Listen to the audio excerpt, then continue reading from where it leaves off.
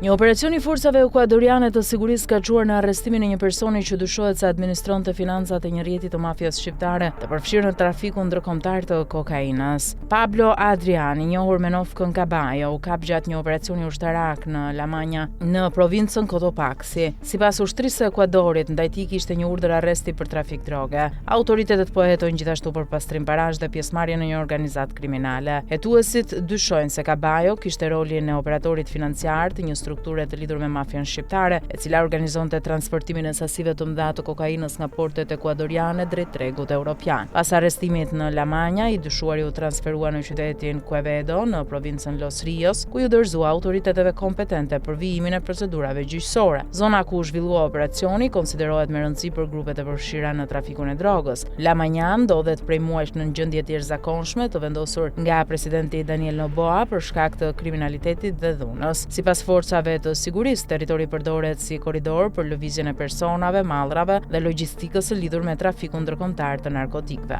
Lidhjet e dyshuara me Dritan Gjikën. Autoritetet ekuadoriane dyshojnë se Caballo ishte i lidhur me rrjetin kriminal që sipas tyre drejtohej në Ekuador nga shqiptari Dritan Gjika. Gjika u arrestua në Abu Dhabi në vitin 2025 me qëllim ekstradimin. Emri i tij është shfaqur së fundmi edhe në hetimet e SPAK-ut në kuadër të një çështje për trafik ndërkombëtar droge dhe pastrim parash. Sipas autoriteteve ekuadoriane, Gjika kishte mbërritur për herë të parë në Ekuador në vitin 2009 me vizë të përkohshme. Hetuesit dyshojnë se më pas ai ngriti një strukturë që vepronte mes Ekuadorit dhe Spanjës. Rrjeti dyshohet se transportonte sasi të mëdha kokaine drejt Hollandës, Belgjikës dhe Spanjës, ndërsa përdorte kompani të ligjshme për të fshehur origjinën e parave të përfituara nga aktiviteti kriminal. Hetimet ekuadoriane e lidhin organizatën me pastrimin e më shumë se $43 milion. Në Shqipëri SPAK e akuzon Dritan Gjikën si pjesëtar të një grupi kriminal që sipas hetimeve drejtohej nga Salvador alias Shpëtim Aliu. Në të njëjtën dosje përmenden edhe Eldi Dizdari dhe Armando Pachani. Hetimi i SPAK ka nisur në vitin 2020 dhe është mbështetur edhe në komunikimet e aplikacionit e enkriptuar SkyECC.